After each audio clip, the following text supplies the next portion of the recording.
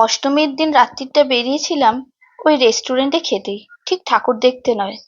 আর আমাদের সঙ্গে ছিল সৌরভ দারাও। আর ঠিক করা হয়েছিল রাস্তায় যেতে যেতে যে ঠাকুরগুলো পড়বে সেইগুলো দেখবো। তো প্রথমে গেছিলাম ওই রাজডাঙ্গাতে।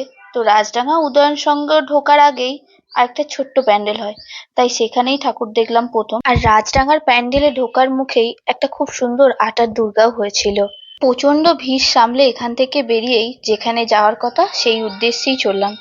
আমরাই ঠিক করেছিলাম প্রথম থেকেই যে আমরা চায়না টাউনের বিগ বসে এবছর অষ্টমীর দিনে খেতে যাব, কিন্তু সেখানে গিয়ে দেখি 95 জনের পিছনে লাইন। কিন্তু এতক্ষণ অপেক্ষা কি করে করা যায়, তাই সেখান থেকে বেরিয়ে সোজা চলে গেলাম পাটুলির পালকিতে।